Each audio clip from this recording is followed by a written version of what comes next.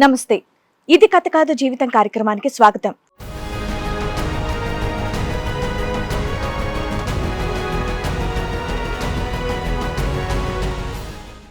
Two 2021లో నాకు marriage అయిందండి.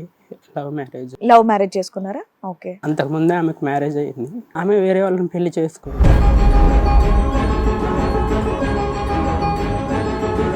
పెళ్లి చేసుకొని వెళ్ళిపోయింది. నేను ఇంకా 1 year వరకు ఎట్లాంటి కాంటాక్ట్లు లేను. ఓకే. సడన్ గా నాకు కాల్స్ మెసేజెస్ వచ్చేవి ఆమె నుంచి. నా వల్లనే ఇలా అయిపోయిందని చెప్పేసి ఇలా చేస్తే మళ్ళీ రిలేషన్ కంటిన్యూ చేసాం. వన్ డే నేను బెంగళూరులో ఉంటే తాళి ఇవన్నీ తెచ్చుకొని కలుస్తామని చెప్పేసి వచ్చింది. అప్పుడు వస్తూ ఇవన్నీ తెచ్చుకుంది.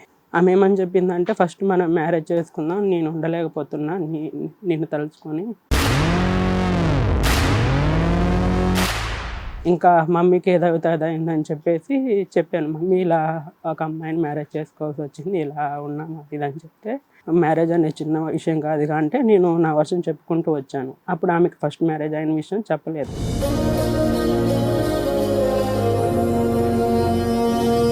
6th monthలో నుంచి గొడవ స్టార్ట్ అయింది. నేను ప్రెగ్నెన్సీకి పర్పస్ మీద ఇంటికి వెళ్తాను, నాకు ఇక్కడ ఇబ్బందిగా ఉంది, పనులు చేసుకోలేకపోతున్నాను అంటే.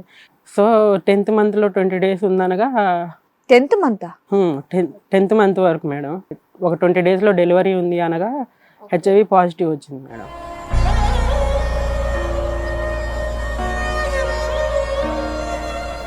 మమ్మీ ఎందుకు మమ్మీ ఏడుతున్నావు?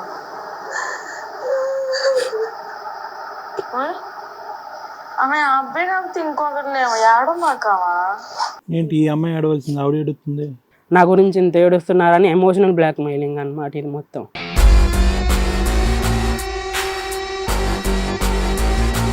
మైనర్ని పెళ్లి చేసుకున్నాడు, వీడి మీద రేప్ కేసు పెడతాం, ఫోక్సో కేసు పెడతాం అని చెప్పేసి డబ్బులు గుంజడానికి వాళ్ళు ఫస్ట్ నుంచి చేసే డ్రామా ఇదంతా. అప్పటికి 18 వచ్చినాయి. 18 yearsకి పెళ్లి చేసుకోమని ఎవరు చెప్పారు మీకు? చట్టంలో చెప్పారా?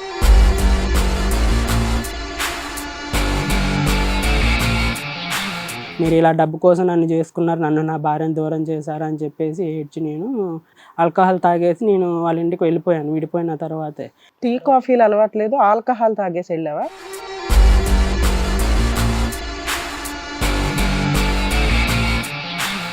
ఏంటని పోలీస్ స్టేషన్కి వెళ్ళగానే నా మీద అటాక్ చేయించి కొట్టించారు.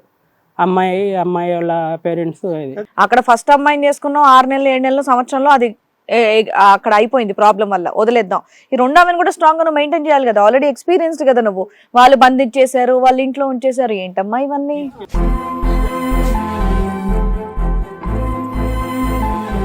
అంటే చాలా సందర్భాల్లో చూసుకున్నాం మనం. ఏంటంటే కనుక ఎవరు గొయ్యి వాళ్ళు తవ్వుకోవటం అనేటటువంటిది చాలా ఎపిసోడ్లో చాలా సందర్భాల్లో చూసుకున్నాం. ఇన్నిసార్లు గొయ్యి తవ్వుకుంటారు ఎవరన్నా?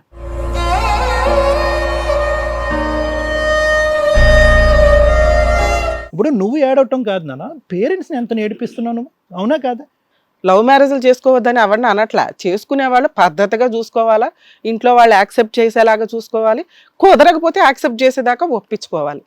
ఈ రెండిట్లో నువ్వు ఎప్పుడైనా ఆ పని చేసావా? చేయలే. ఒక అమ్మాయి తప్పు చేస్తే లీగల్గా ఈ రోజున సఫర్ అయ్యేది అమ్మాయి మాత్రమే. ఒక అబ్బాయి తప్పు చేస్తే ఎవరెవరు సఫర్ అవుతారో తెలుసా?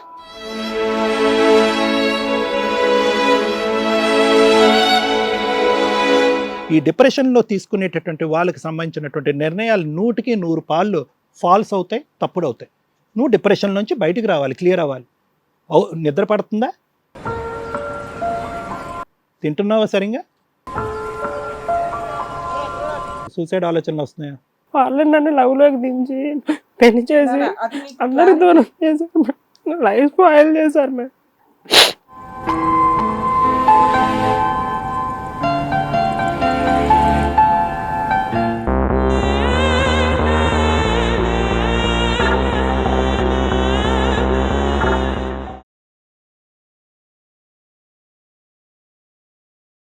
ఇది కథ కాదు జీవితం ప్రోగ్రామ్ అందరికంటే ఒక రోజు ముందుగా మీరు చూడాలి అనుకుంటే వెంటనే డౌన్లోడ్ చేయండి హిట్ టీవీ యాప్. ఇందులో మీరు నచ్చే మెచ్చే కంటెంట్ సిద్ధంగా ఉంది. మరి ఇంకెందుకు ఆలస్యం, వెంటనే డౌన్లోడ్ చేసుకోండి హిట్ టీవీ యాప్.